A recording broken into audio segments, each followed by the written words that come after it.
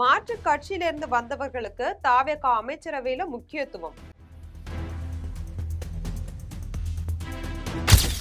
விஜய் ரசிகரா இருந்து எம்எல்ஏ ஆனவங்களோட நிலைமை என்ன அப்படின்னு சர்ச்சை எழுந்திருக்கு.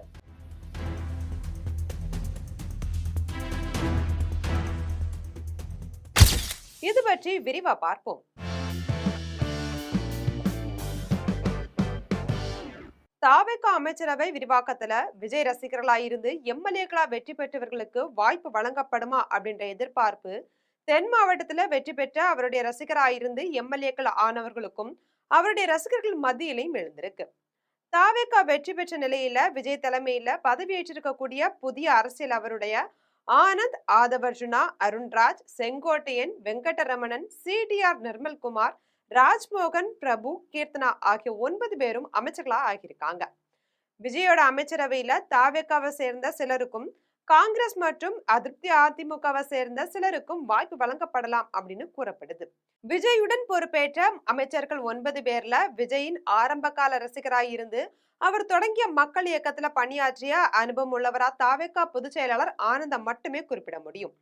புதுச்சேரி விஜய் ரசிகர் மன்ற கௌரவ செயலாளராய் இருந்த ஆனந்த், புதுச்சேரி விஜய் ரசிகர் மன்ற கௌரவ செயலாளராய் இருந்த ஆனந்த் புதுச்சேரி புஸ்ரி தொகுதி சட்டமன்ற உறுப்பினரான பின்பு விஜய் ரசிகர் மன்றத்தின் பெயர்ல பல்வேறு நிகழ்ச்சிகளை நடத்தி வந்திருந்தாரு. விஜயோட தந்தை எஸ் ஏ சந்திரசேகரனுக்கு அறிமுகமாகி பின்னர் விஜய்க்கும் நெருக்கமாகி அகில இந்திய விஜய் ரசிகர் மன்ற பொறுப்பாளர், விஜய் மக்கள் இயக்க பொதுச் செயலாளர் அப்படின்னு பல பதவிகளை வகித்த அவர் தமிழகத்துக்கு குடிபெயர்ந்தாங்க. ஆதவர்ஜுனா லாட்டரி அதிபர் மார்டினோட மருமகன் ஆவார். விடுதலை சிறுத்தைகள் கட்சியில இருந்து தாவேக தொடங்கிய போது அந்த கட்சியில் சேர்ந்துட்டாங்க. நாமக்கல் மாவட்டம் குமாரமங்கலத்தை சேர்ந்த அருண்ராஜ் முன்னாள் IRS அதிகாரி. தாவேக தொடங்கிய போது கட்சியில சேர்ந்தாங்க. செங்கோட்டையின் மூத்த அரசியல்வாதியா இருந்தாலும் அதிமுகவில இருந்து தாவேகாவுக்கு வந்தவர் தான்.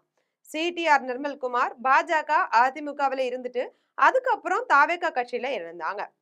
ராஜ்மோகன் மேடை நிகழ்ச்சி தொகுப்பாளரா இருந்து பட்டிமன்ற பேச்சாளராகவும் இருந்தவங்க. விஜய் தாவேகாவை தொடங்கிய போது அந்த கட்சியில இணைஞ்சிட்டாங்க.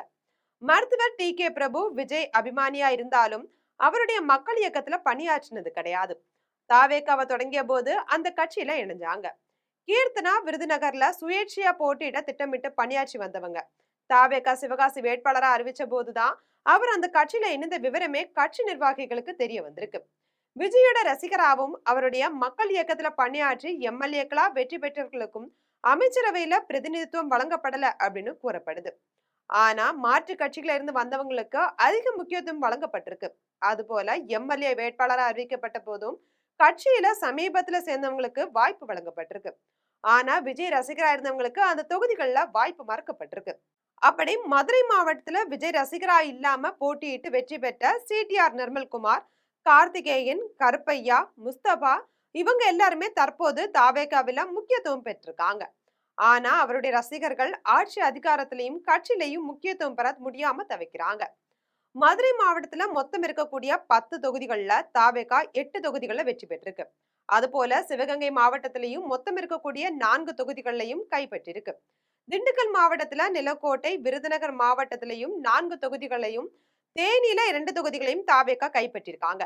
இந்த மாவட்டங்கள்ல வெற்றி பெற்ற விஜய் ரசிகராய் இருந்து தற்போது எம்எல்ஏ ஆனவங்க சிலருக்கு அமைச்சரவை விரிவாக்கத்துல வாய்ப்பு வழங்கப்படுமா அப்படின்ற எதிர்பார்ப்பு தென் மாவட்ட ரசிகர்கள் மத்தியில எழுந்திருக்கு. அமைச்சரா பொறுப்பேற்று சொந்த மாவட்டங்களுக்கு வந்தவர்களுக்கும் விஜய் ரசிகராய் இருந்து தாவேகா நிர்வாகிகளா உள்ளவர்களுக்கும் இடையே தற்போது முட்டல் மோதல் நடந்து கொண்டிருக்கதா தெரியப்படுது. அமைச்சரா பொறுப்பேற்று சொந்த மாவட்டங்களுக்கு வந்தவங்களுக்கும் விஜய் ரசிகரா இருந்து தாவேகா நிர்வாகிகளா இருக்கக்கூடியவங்களுக்கும் இடையே தற்போது முட்டல் மோதல் நடந்துட்டு இருக்கு. இது போன்ற அரசியல் நிகழ்வுகளை உடனடியாக தெரிந்து கொள்ள ஜெம் தொலைக்காட்சியுடன் எப்போதும் இணைப்பில் இருங்கள்.